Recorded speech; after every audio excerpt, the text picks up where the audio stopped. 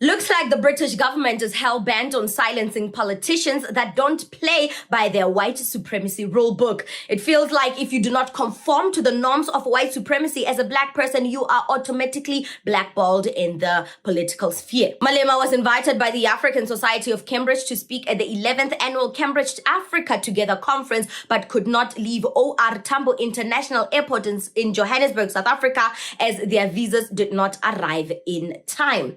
Taking to social media platform X, Malema said he was at the airport when he received a letter 4 hours before his departure informing him he had been denied a visa. The British authority have denied Julius Malema a visa to London for the Cambridge conference that took place earlier this month, providing no good reason for this diabolical act.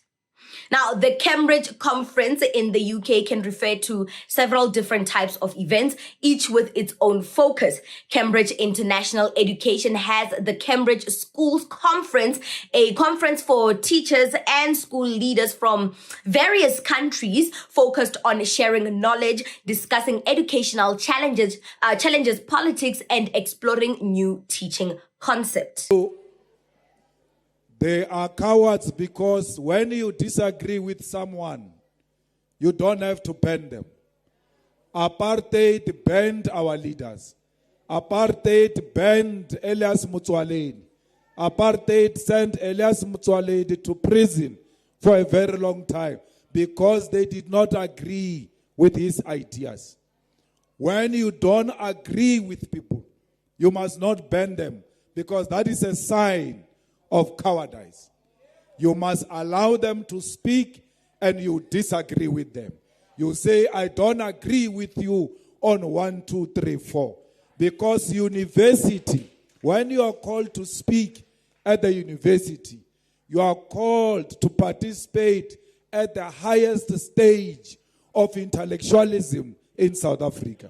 Therefore, you can't be anti-intellectual and still claim to embrace democracy and open speech.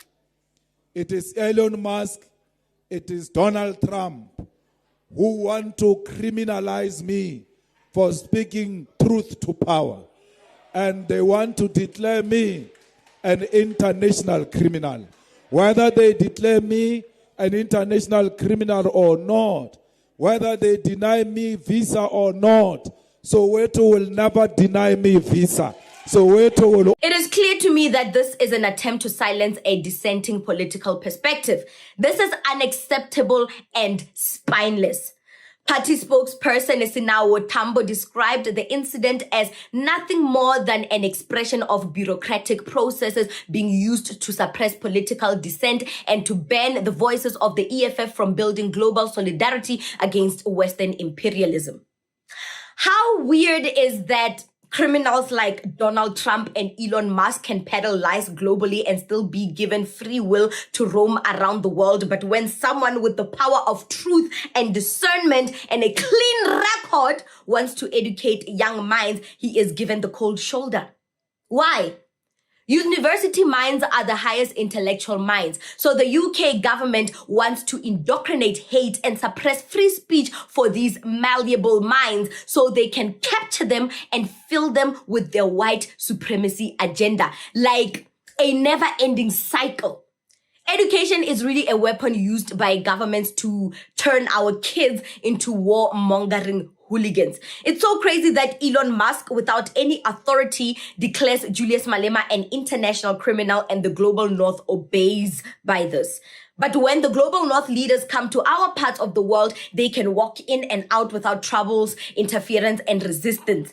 The inequality between these two spheres is staggering, to say the least. So yeah, no, the UK government, honestly, how can you invite an African man to this Cambridge event? It's called Together Africa event at the Cambridge Educational Schools. And you invite a black man that is African to speak to young black minds, because I know there are black students there in the university, to educate black minds about Africa, reconcile the black minds with the struggles of Africans, and then you deny him a visa to embarrass him on these global stages. What are you saying? It shows weakness. It shows weakness. It shows that you do not want the battlefield to be even. You don't want the playing field to be even.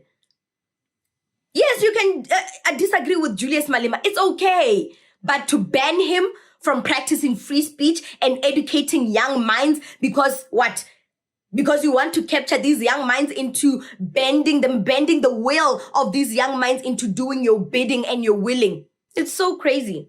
It's so crazy that they don't want young minds to be educated about the history of African people. Not only the history, but also the political perspective of Africans. How the African political landscape is currently moving.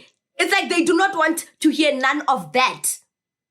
But yet in our curriculum, in our educational curriculums, we study about Shakespeare, Hitler, the King of England, Elizabeth II, unnecessary people to our daily lives.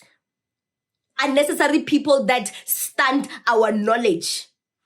Yet we learn about them every single time. Our children know who Queen Elizabeth is, but the Europeans don't even know who Ibrahim Traore is. They don't know who Patrice Lumumba is. Heck, even African children don't even know who Patrice Lumumba is.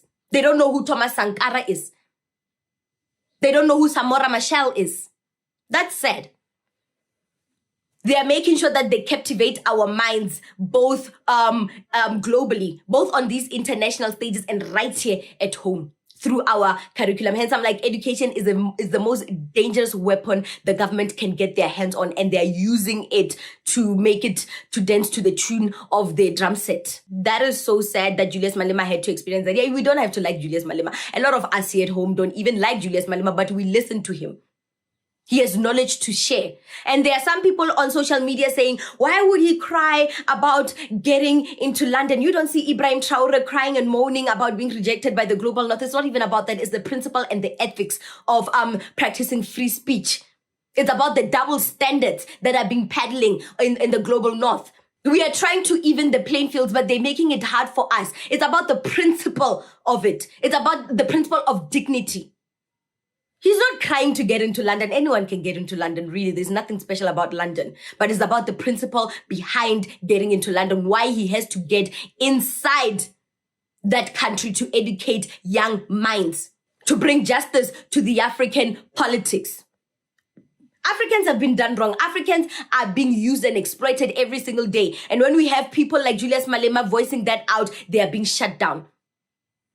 So when people are saying, oh, he's crying to get into the UK, you are saying that, oh, it's okay for the global north leaders to, suppress free speech. It's okay for them to, guard their politics.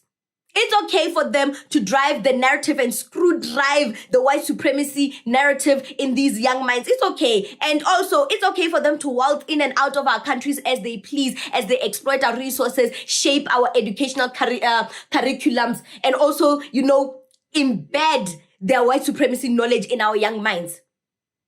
Screw drive it in our young minds. You are saying, oh, it's okay. They can do that. You fail to see beyond the bigger picture. Any black person that commented nonsense and then Julius Malema's statement about being denied the visa to UK, you are stupid. You don't see the bigger picture. You are allowing white supremacy to thrive, and you are blocking black people from free speech. It's okay for white people like Elon Musk to peddle lies on global stages, but it's not okay for people with the truth to spread their truth and to liberate young minds, emancipate young minds. So you are saying that. Are you saying that? Sometimes you don't think, sometimes black people don't think. They think everything is a joke. Particularly black South Africans. You all think everything is a joke. It's a laugh-worthy moment. Everything is a meme. You think life is a meme. It just shows that zero. Dololo. What do you think about this segment? Comment to us in the comment section below. Don't forget to like and share the broadcast. Subscribe to our YouTube channel. Hit that notification bell so you don't miss these groundbreaking conversations right here